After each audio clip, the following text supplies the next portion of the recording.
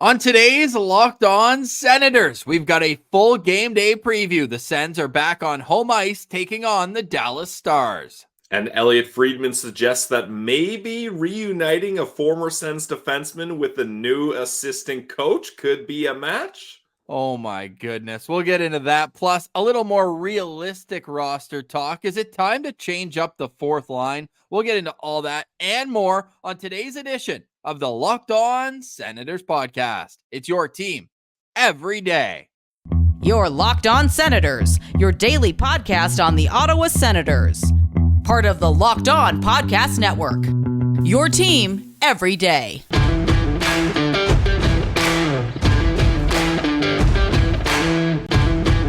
I'm Jake Sanderson, and you're listening to Locked On Senators podcast. I'm Tim Stützle, and you're listening to the Locked On Senators podcast.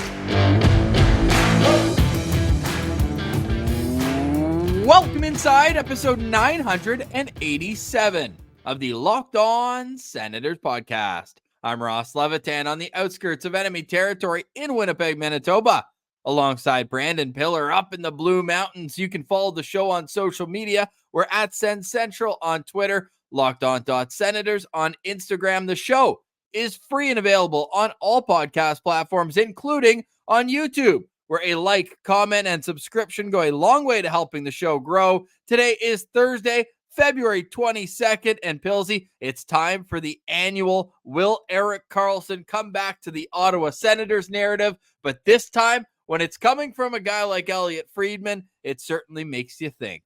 Now, it's important to note, Ross, that Elliotte was not suggesting that this is actively happening. He wasn't reporting this or anything like that. I think this was just a little tidbit that he thought of, like, hey, Erik Karlsson and Daniel Alfredsson, like those two really seem to have a connection, and that could be a good match here. So let's just pump the brakes on things being official and the Sens going after Karlsson, everything like that. That's not where we're at yet. But I will admit, like you mentioned, when it's Elliotte Friedman that's saying it, and he has kind of the idea, or at least the confidence, to put it in his 32 Thoughts article as the second thought. Yeah, that it's not nothing. It's not something, but it's not nothing. So there's two ways to look at this. There's the irrational fan perspective, which is kind of where be taking. Yeah, I'm certainly on that side. Like, I mean, we still have. I mean, if you're watching on YouTube, there, that plate was signed at All-Star Weekend in 2012 that I've got on my bookshelf there. And that was when I was working at in the kitchen at Navarra on Murray Street in the market. And they came in. I was like, I need to get his autograph. This guy's about to win the Norris Trophy for the first time. It's 12 years later. He's got a trophy case full of Norris trophies. He's got an Olympic silver medal. And I laugh at the people who are like, absolutely not, saying that he's over the hill. He's washed up. This guy is the reigning Norris Trophy winner. He got 100 points last year. Yeah. 100 points, which would be what, the second most ever in Sens franchise history. Only Danny Heatley at 105, I think, is the absolute record. But look, does it make sense? I'll let you be the answer to that. But I think that it's intriguing. Oh, it's certainly intriguing. It's fun. It gives blasts of nostalgia, especially when you see like Alfie and Karlsson working on the power play in practice would, like, oh my God, that's ultimate Sens nostalgia. But Ross, unfortunately, I am on the other side of this fence, and it's going to be a no for me, dog. Not because, like you mentioned, you'd laugh at anyone that thinks he's over the hill or anything like that. I'm not one of those people. 101 points is absolutely amazing. Even this year, he would lead all Sens defensemen by 9 points. Yes, he's still got it. That I will not deny. However, he's 33 years old. He has 3 more years left at $10 million, and that's with salary retained. The San Jose Sharks are retaining salary, and it's still at $10 million. I worry about how that ankle is going to hold up. Sure, it still looks good now, but 3 years at $10 million, if that ankle doesn't hold up, he's in big trouble because his foot speed is a big part of what makes him successful. what would you have to give up to get him? The Pittsburgh Penguins are kind of in a desperate spot right now, like similar to when the Sharks acquired him. Like when the Sharks paid that price to get him, I was like, what are they doing? That's a team that does not need Erik Karlsson. It made no sense for the Sharks to do that. It kind of derailed their whole process. Sure, they made it far in the playoffs that first year, and then they just absolutely fell apart. And then same with Pittsburgh. Why did Kyle Dubas think acquiring Erik Karlsson was the missing piece? Makes no sense to me. It's because he's a Sens fan like you and me, man. He just wants what's best for the nostalgia. No, it's true. Kyle Dubas does love his former Ottawa Senators. Not enough to keep Colin White on the roster, but he brought him in. I don't think as long as Erik Karlsson, like even if the Penguins then retain salary on the retained salary, I don't think it makes sense. You'd have to give up a lot to get him. But that's the thing, would you? Because San Jose, they gave up a first, but they also just dumped a bunch of bad money, like Mikael Granlund's $5 million and that sort of thing. They ended up evening it out with money, but it wasn't like they gave up like that key prospect or that big roster piece. They got a first-round pick, which Pittsburgh thought was going to be a late first. Maybe this is a bit of karma for San Jose giving up what was ultimately third overall to get him. But like if they retain $2 million, is there anybody on Ottawa that people have been a little tired of who could move the other way? I'm not saying names, but I just really do want people to know that Erik Karlsson is still Erik Ross, Karlsson. That's crazy. You're suggesting trading Jake Sanderson for Erik Karlsson. Oh, that is a wild take. Jake Sanderson makes less than $1 million this year. You do next year, $8 million. Actually, you know what? Funny enough, one of the reasons why I'm like figuring it out in my brain how it's rational is a defensive pair of Jake Sanderson with Erik Karlsson. That's where I was just about to lead into. That was my segue there. So I'll follow along on the path you've laid here.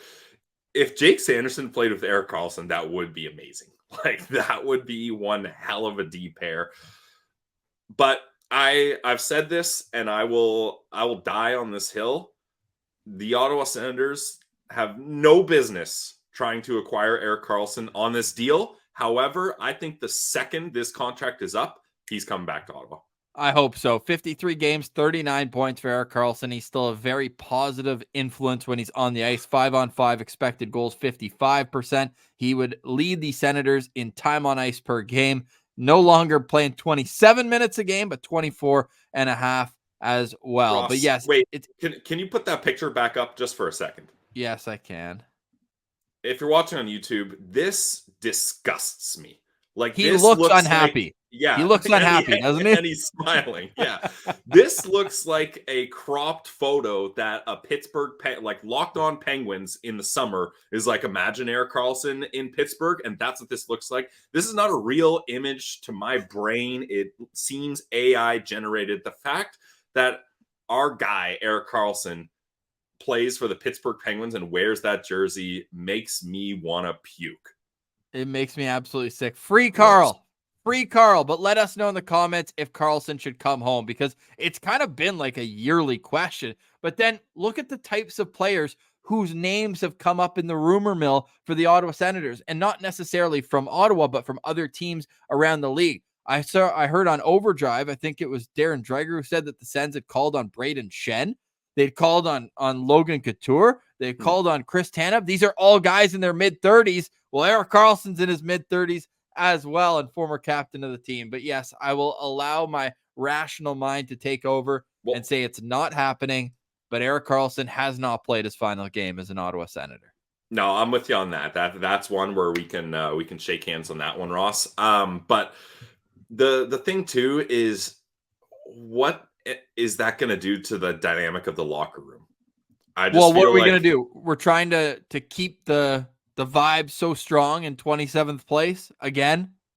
No, that's a fair point. But I just feel like that would be such a weird dynamic. Erik Karlsson coming back, and this is now Brady's team. I'm not saying it would be a problem, and I'm not saying Erik Karlsson is a bad locker room guy or anything. That's not what I'm saying. I'm just saying sometimes you got to look at your locker room and say, does this make sense? Not only on ice or cap wise, but from a personality and just hierarchy sense.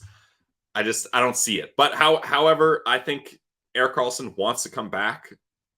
I feel very strongly that once this deal is done, he will be back with the Ottawa I Senators. hope that Claude Giroux's still here when he comes back. Those two on the same team would be very nice. Okay, let's get out of fantasy land and into the real world. Ottawa Senators have a game, and they need to make sure that all the good citizens who are making the pilgrimage to the CTC tonight don't leave with the same taste in their mouth that they had the last time the Sens played at home, that 5-1 loss to the Anaheim Ducks. The Sens were out on a 3-game road trip. They ended it 1-1-1.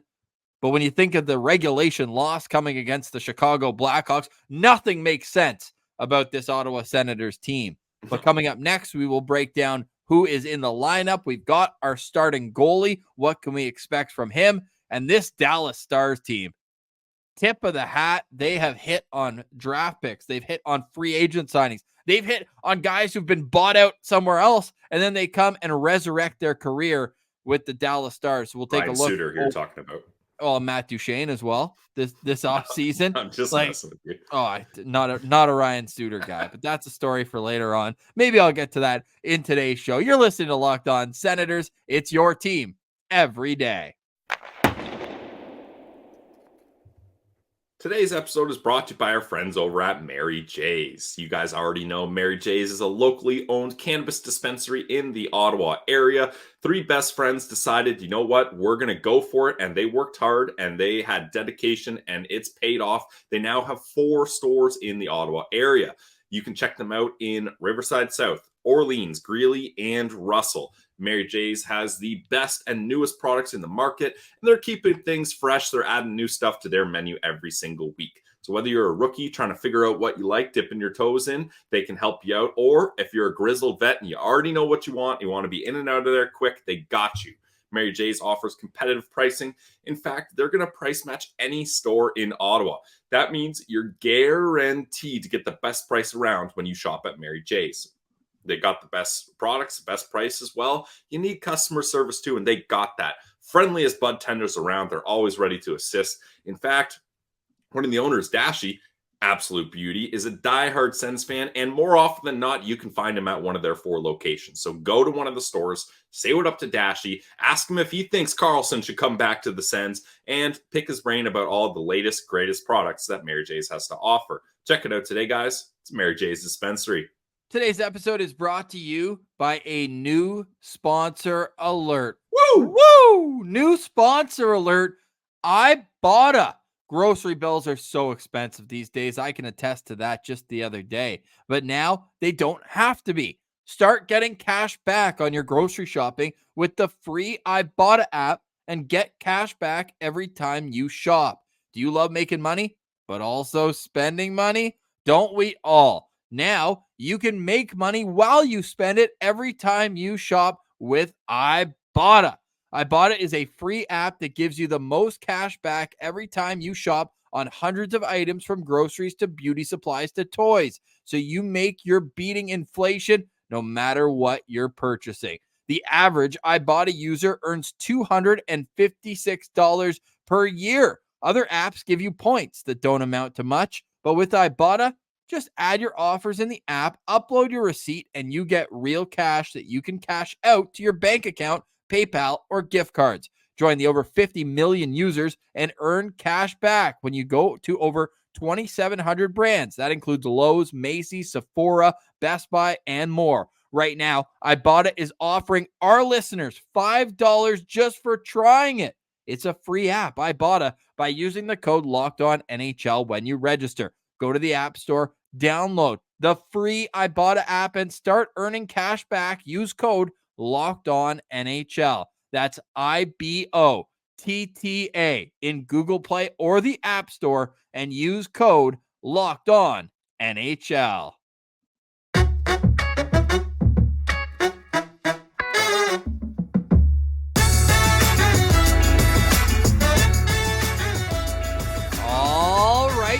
It's game day. Ottawa Senators, 7 o'clock start tonight against the Dallas Stars at home.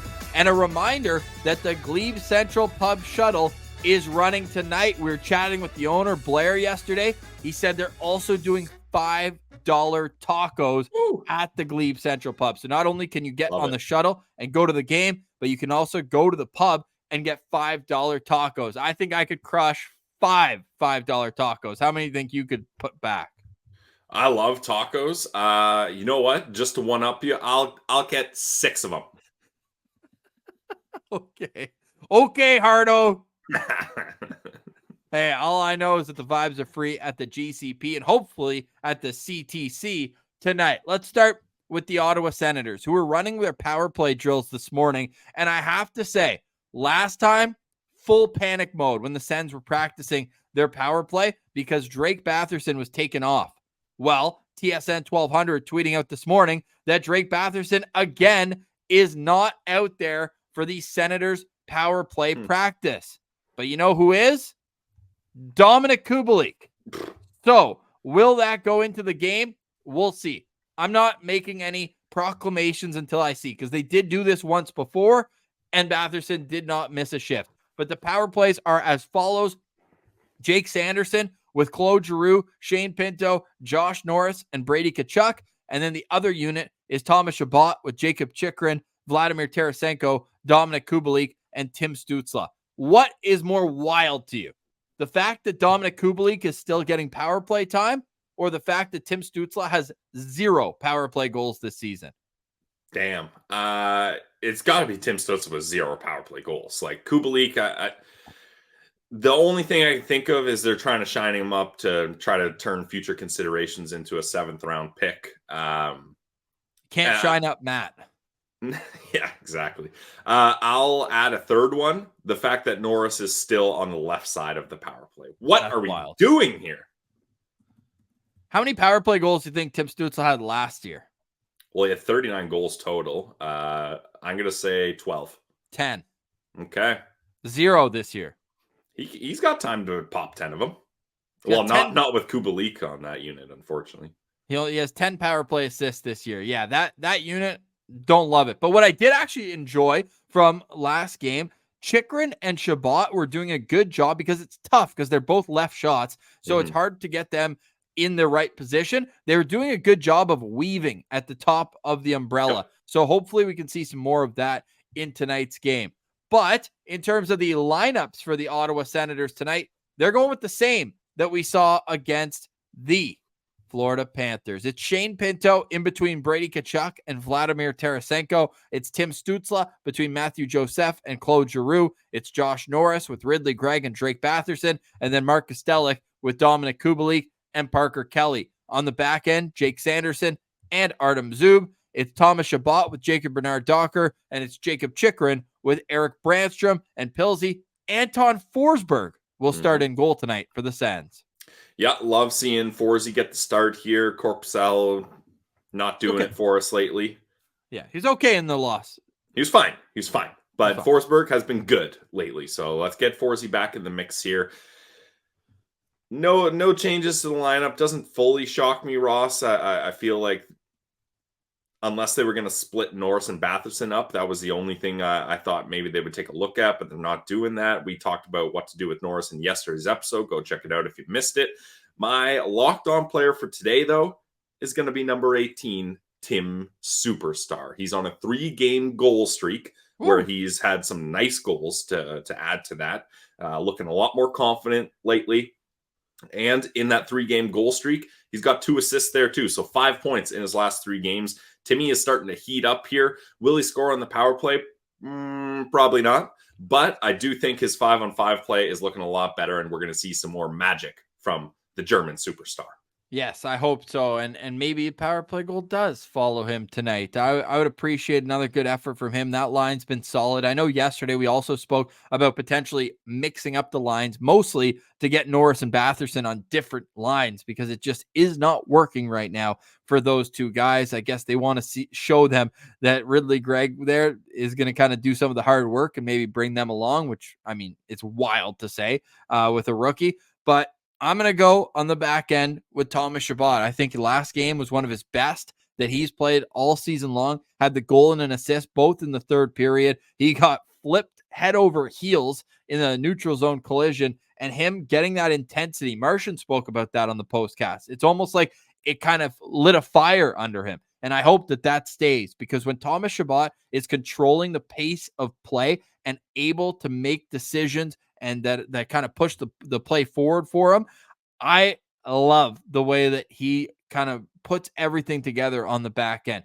It hasn't been as consistent over the last couple of years as we would have liked, but I think there's something to build on there. So I'm going to go with Thomas Chabot as my locked on player to watch tonight. Nice. I like it. Hopefully Thomas Chabot can get back to his ways of setting guys up on the power play. Like you mentioned, Ross, the weaving of Chychrun and Chabot, I think that allows for an opportunity for they can switch and then switch again, and then Chabot tees up Chychrun for the one-timer once he's back on that right side there. So I'd love to see that.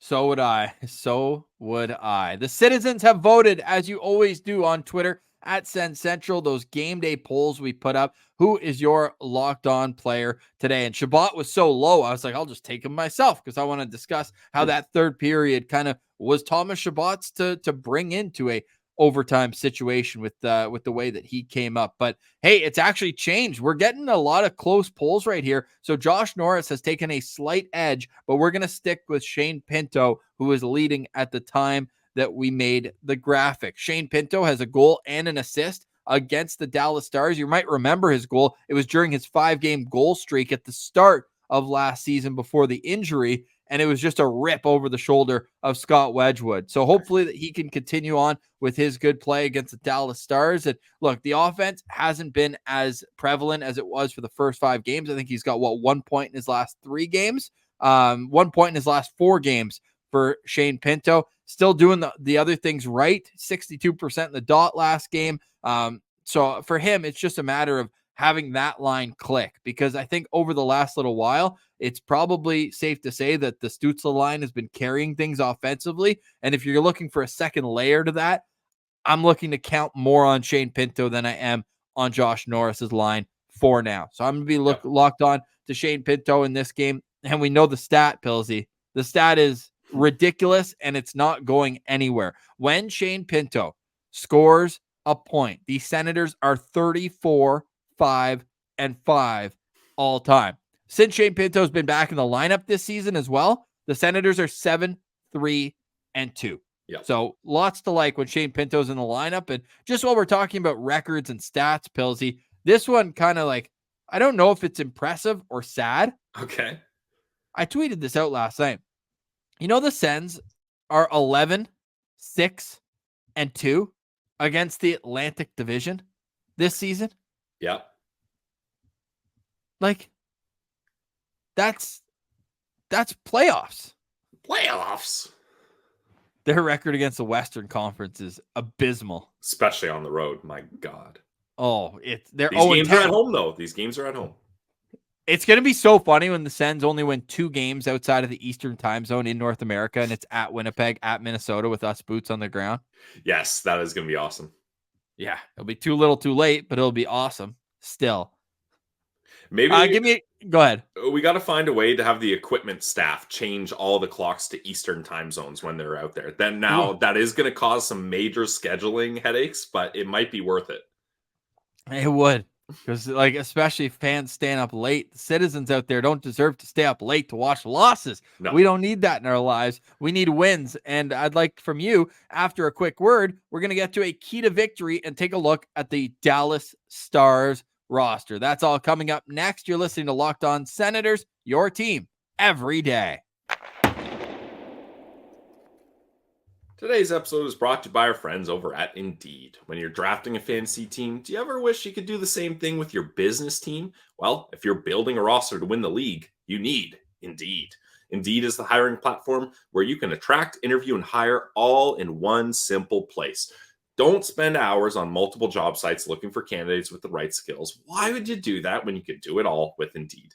Find top talent fast with Indeed's suite of powerful hiring tools like Indeed Instant Match, assessments, and virtual interviews. With Instant Match, as soon as you sponsor a post, you get a short list of quality candidates whose resumes on Indeed match your job description, and Invite them to apply right away. Don't waste any time. Sit back, relax, let Indeed do the hard work for you. Sponsor a job and boom. Instant Match shows you candidates whose resumes on Indeed fit your job description immediately after you post. With Instant Match, you can start hiring fast. Join over 3 million businesses worldwide using Indeed to hire great talent fast. Indeed knows when you're growing your own business, you got to make every dollar count. That's why with Indeed, you only pay for quality applications that match your must-have job requirements. Visit Indeed.com/lockedon to start hiring now. Just go to Indeed.com/lockedon. Terms and conditions apply. Cost per application pricing not available for everyone. Need to hire? You need Indeed.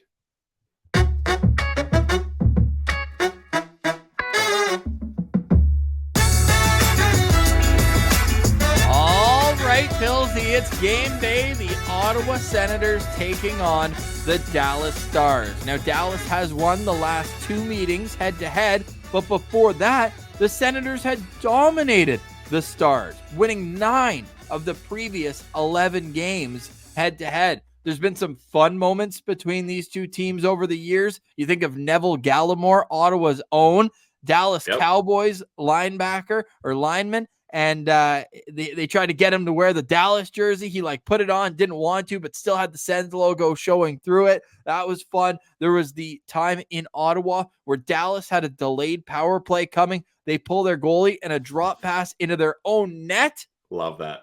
That's hilarious. So there have been some fun moments. There was another one, I want to say it was Bobby Ryan, who scored a goal, and somebody can either fact check me or confirm it. I'd love a photo of this.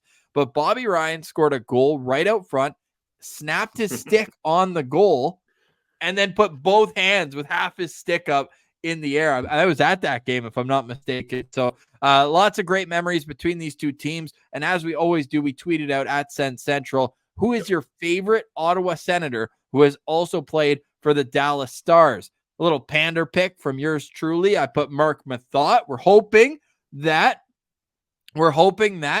we can get Meth on the podcast tomorrow, sandwiched between his 2 former teams, Dallas and Vegas. True. Wink, wink. Selected, traded right away. Who was your pick for that?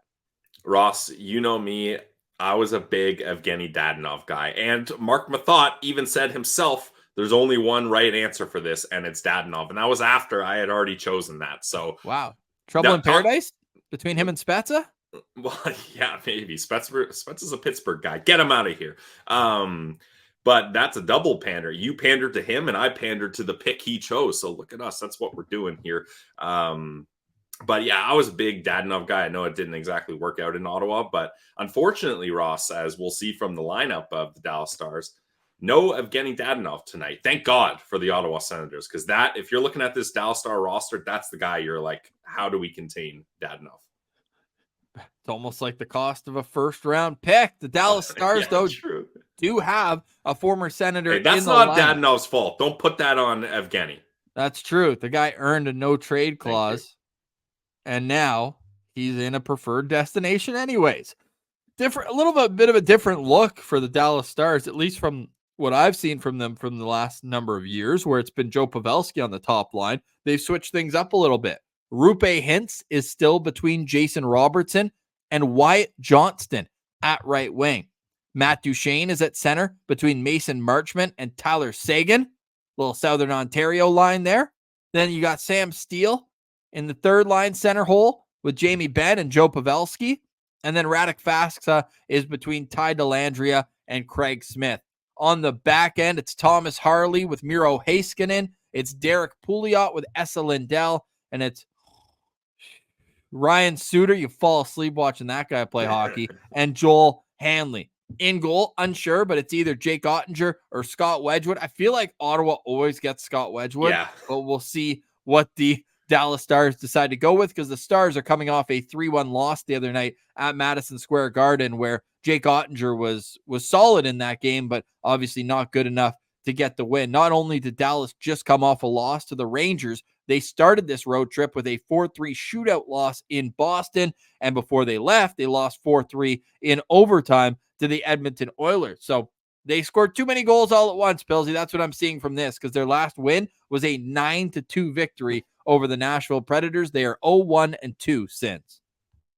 Yeah, I mean, a bit of a down stretch for the Stars here, but as you can see looking at this lineup, this team just has so much depth. Like when you've got Joe Pavelski and Jamie Benn on your third line, that's incredible. I think their decor looks nice. They're one of the teams kind of rumored to be in the running to acquire Chris Tanev. That would be a huge addition to this squad.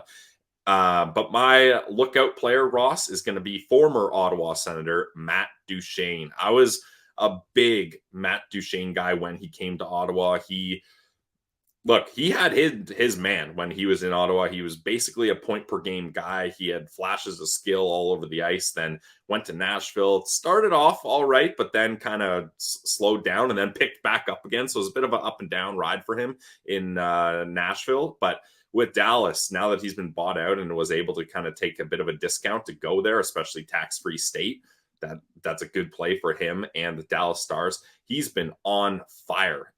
More recently, if you take out the loss up against the New York Rangers, the 4 games before that, he was on a 4-game point streak with 9 points in those 4 games. And he's a big reason why this team has been successful this year. He's second on the Dallas Stars in points with 55, only 1 point back of Jason Robertson. So, I mean, Matt Duchene is figuring it out, and I wouldn't be surprised, Ross, if he likes being in Dallas and they work on some sort of big extension for him there, because that's a guy that fits in there, and it's a mutually beneficial deal, like I mentioned. So I'm looking out for number 95, Matt Duchene.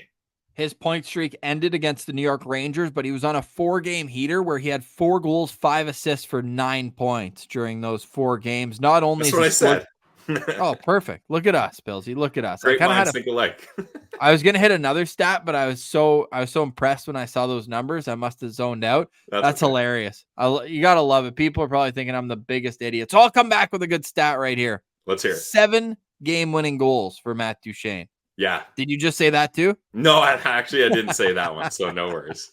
My lookout player is Wyatt Johnston. I was also looking at some stats on him while you were on that rant, that very well-informed rant, clearly. But Wyatt Johnston, 23rd overall pick in 2021, is 3rd in that draft class in points already. Only Matty Beniers and Mason McTavish have more points than Wyatt Johnston. And it was one of those situations where Wyatt Johnston had missed an entire season before the draft due to COVID. And then he came back in his draft plus 1 year, had 124 points in 68 games with the Windsor Spitfires. And he's just carried that momentum into the National Hockey League, scored 24 goals as a rookie last year, 41 points, and he's 2 away from tying that point total. And he's only played 57 games. So an up and coming star in the National Hockey League, Wyatt Johnston, and he's earned that position on a line with Rupe Hintz and Jason Robertson. He wears number 53. I'll be watching Wyatt Johnston very closely tonight.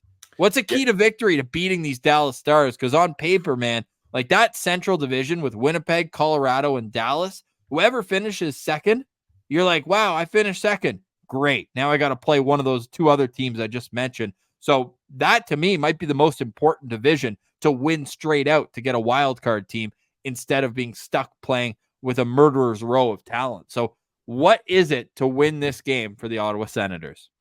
Well, the Dallas Stars are a team that, I already mentioned it, great depth here, but they're good in both aspects of special teams. I believe their power play is 11th in power play percentage in the league, and then their penalty killing is 6th in the league in penalty killing percentage. So this is a team that is well structured and well coached to go with that. And I don't think you're going to win the special teams battle here. Sure, the Ottawa Senators penalty killing has been much better as of late under Jacques Martin, which you love to see, especially after spending most of the time as one of the worst teams in penalty killing. But their power play can't stack up with the Dallas Stars here, especially that second unit we don't love. Norris on the left side, don't love that either. No Batherson, just it doesn't seem like they have it figured out yet, whereas the Dallas Stars do. So I'm going to say the focus has to be 5-on-5, Ross. And the Ottawa Senators have been really nice 5-on-5, just like our Sens Central citizen, Alex, Sens fan and QC mentioned yesterday with Jacques Martin. Their 5-on-5 play has looked much better than it did at the start of the year under DJ Smith. So you're going to have to contain them special teams wise, and then hopefully you can capitalize on any scoring chances you get from this team when it's even strength. I just don't see a way where Ottawa can go head to head with any line. You know how with Tampa we're like, hey, just play even against the top line and you'll be able to go down and you know, win the third line battle and all this. I think for Ottawa, it's just don't even worry about who the opponent is.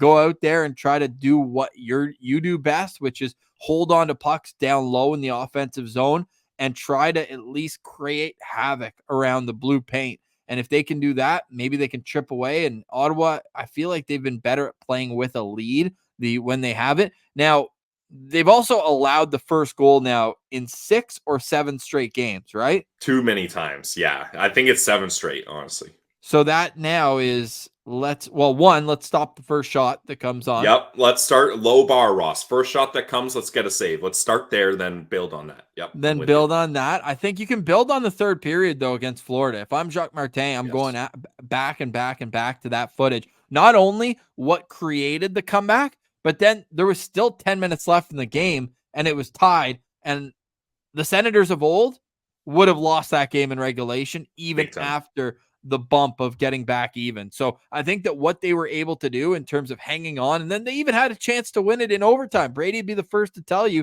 he goes in all alone there. He's got to be able to finish that thing off. All that to say, the Senators can build on that.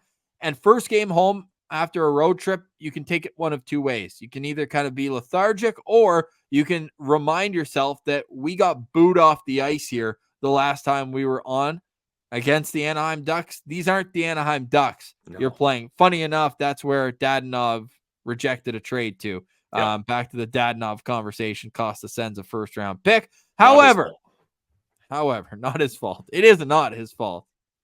Don't blame your dad. Blame your Uncle Dorian for doing business like that. No, all jokes aside, though, for the Ottawa Senators, stay to your own game plan. Don't worry about the firepower over the other side. One thing the Sens have been really good at recently is staying disciplined, not taking too many penalties. Let's keep that one rolling here tonight. All right, Pilsy, any final thoughts on today's show? The Belleville Senators, Ross, they get the 4-1 win up against the Rochester Americans. A couple guys are keeping things going here, including Rourke Chartier. Maybe that's a guy you consider to bring up on the fourth line. We'd look at the lineup and, you know, everything stays the same, but there's probably some changes that you could make to the fourth line. Now, how much does that move the needle when you're talking wins and losses? Probably not a lot here, but there's got to be some accountability for a guy like Dominic Kubalik just being a complete zero out there. And then you got guys in Belleville like Rourke Chartier, who scored again. Yuri Smeiko got an assist on that. Angus Crookshank, what's the stats for him? 6-game point streak. He's got 4 goals and 2 assists, 4 goals and 5 assists. Got 9 points on a current 6-game point streak. Yeah, so like that's tough if you're looking at it from an organizational view and you're like, okay, this guy continues to get opportunities not only on the fourth line, but on the power play, and he's doing nothing. And you got guys in Belleville that would love to have that opportunity. Now, personally, Ross, I know we differ on this one, but I don't think bringing Crookshank up to play 7 minutes a night does any good for him or the team. I think if you're going to bring him up, you want it to be in a third line role, which I thought he did well in the short sample size he was here.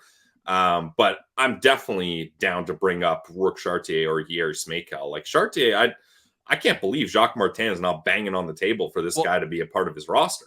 It's one-way contracts, right? Because they're at the cap, so they can't just call them up and carry extra guys, and they would have to put Casti on waivers. And Kubalik, I don't think it's realistic, but I'm sure the organization is trying to showcase, for lack of a better term, to at least get something back, so it's not a complete wash. But how long can you try to showcase a guy? They've been shining this apple for 2 weeks and 1 day. 2 weeks and 1 day is how long they can do it, because that's when the NHL trade deadline is. Yeah, I guess. And I get what you're saying with the cap thing, but there's some guys I wouldn't have an issue sending down for Rourke Chartier to replace. Oh, he can play down there, man. He's controlling the puck. It just shows you how good the NHL is, right? Like, you see him up here, he's like a defensive-minded player. Even Zach McEwen, like, I know he's got sneaky skill. We keep saying it, but like those guys are elite AHLers. Yeah. Elite Big time. AHLers. So it's the best league in the world for a reason, Pilsy, and we're going to enjoy tonight's game. It's a Ross and Martian postcast. We've won 3 in a row. Just saying. 1-3 in a row. Pilsy will get his takes off on that tomorrow. We are, again, I feel like it's evergreen. We're working on a time with our guy, Matt. He'll be on the broadcast tonight. He's going to have his MVP so far this season on TSN's broadcast. I'm sure people will be interested on that. And then hopefully we get a chance to chat with him. Either way, though, it is a critical weekend game against Vegas because I'm just sick of getting pumped by the Vegas Golden Knights. So we'll preview that game. Got a great show ahead. And today we say goodbye. Thank you so much, everyone, for listening to Locked On Senators. We are your team every day. Final thoughts from me as well is we got a lot of great response to the intro song request. We've got like 10 it's going to be a competition. And you know that we're all about the citizens out there. Yep. So we're going to let the people decide once everyone submits theirs. What do you think? Like a couple weeks? Like how long should we be giving people to submit their songs? Well, I have the exact answer. The new song for the Locked On Senators podcast theme should be 1000th episode. No? Okay. Right? So that would give people 2.5 weeks. So it's March. We need it in by March 10th. Okay. Because then March 11th will be the voting and March 12th. I feel like that's perfect. Perfect. Amazing. Okay. We'll get them in as soon as you can. It cannot have any sort of copyright. That's the number one thing. We can't be dealing with the copyright thing. It needs to have at the end a fade so I can hit my welcome just wonderfully out of it.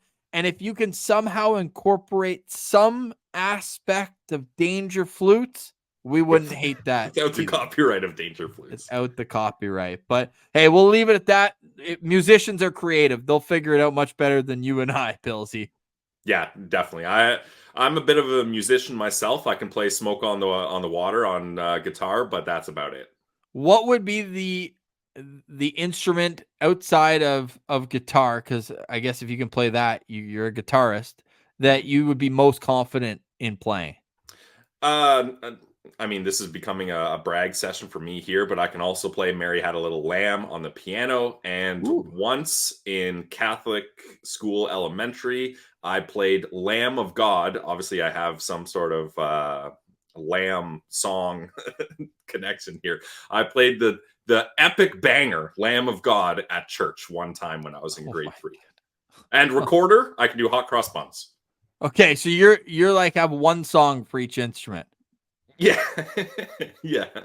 That was like me in grade 9 band. It was Pink Panther on the tenor sax. Doo-doo, doo-doo. Oh, yeah, that's actually sweet. All right, musicians, you're on the clock. For today, we say goodbye. For Brandon Piller, I'm Ross Levitan. This has been the Locked On Senators podcast, your team every day.